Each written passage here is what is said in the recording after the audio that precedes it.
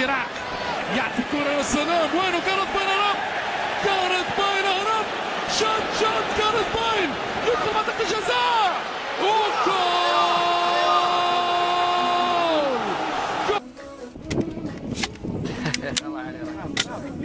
وليد واحد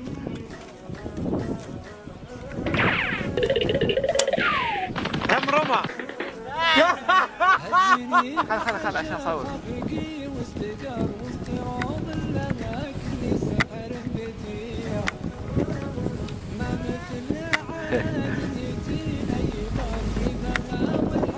زي ما تشوفون قدامكم هذا وقت تنظيف السلاح. طبعا السلاح اللي قدامكم اسمه شوتجن، صناعة إيطالية، يشيل له 5 طلقات.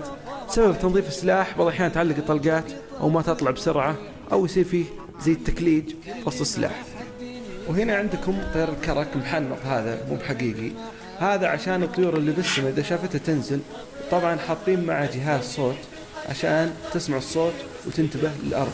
طبعا الطير ذا نظرة بعيد، زي ما تشوفون الحين قدامكم هذا عدد يجيك بالآلاف، على 100 200 300. طبعا طريقة هجرته يجي من جدة أو السودان، يجي من السودان يدخل جدة بعدين يطلع مناطق اللي فوق لين يوصل إلى بلده روسيا. هاوي مقرصنا من زمان الصغر وفين بالعهد أحفظ. هالوقت ذا جانا عجاج وغبار. طبعا معروف الأجواء ذي الأسابيع اللي راحت كان كلها أجواء مغبرة ومطر. هنا تشوفون قدامكم هذا كرفانة، هذه يستخدمونها راعين البل والغنم ينامون فيها. وتجيه الحور صادني بالعنا وانا قلبي وديع. قلت يا اهل الوفا وش يصيد الصقر غيرها لجنانا بها اسبابها. هزني في الحشا خفقي واستقر استروض لها كل سحر بديع. ما مثلها على دنيتي ايمن رفها والحضر تلتوي بربها اتربها.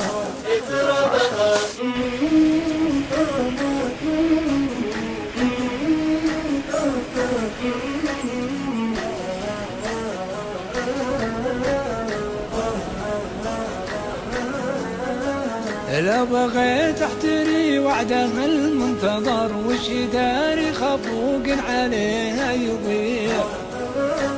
دلت البلقة شب نار السحر خيمتي راحتي فوق محربها.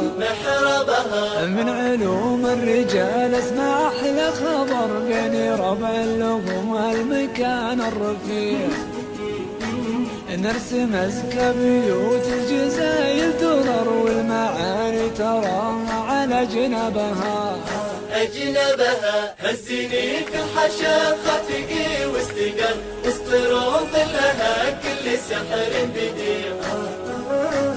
ما مثلها على دنيتي ايمن رفها والحضر تلتوي بربها. انت طول الدروب صرت هاوي سفر والله ما همني كل رحب وسيع. والليالي طول طاب فيها السهر والمحب يا عرب صار أدربها. يا سلام لها عد قطر المطر وكل وصف حوازنها في الجميع. دونها دريتي والله مالي وطر ما مثلها أبد تجمع أحبابها. هزني في الحشا خفقي واستقر استروض لها كل سحر.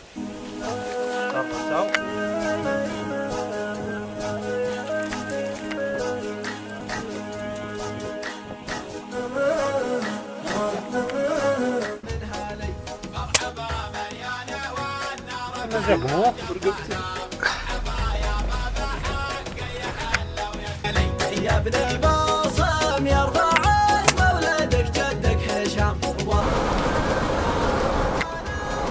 هذا اللي ما يعبي بنزين ولا يلقى بنزين ايش يصير؟ يسحب السيارة.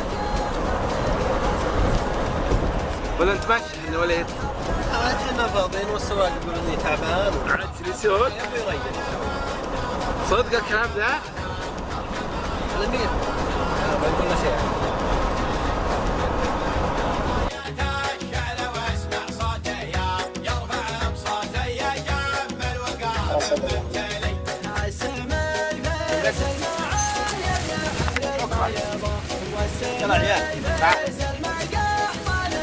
الله العافية.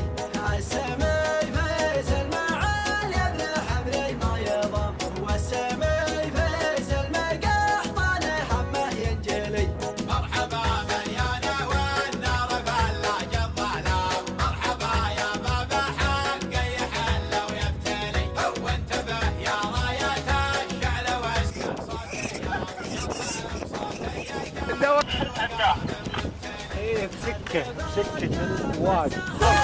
على باب السلام واستهل من خشم السحاب المنزلي تنتظر كتبت الطيب علينا المقام من يخاوين الدار الراس حظه معتلي مرحبا مليانة والنار فلا جضالة مرحبا يا بابا حق يحل ويبتلي وانتبه يا كفو يا ساري كفو.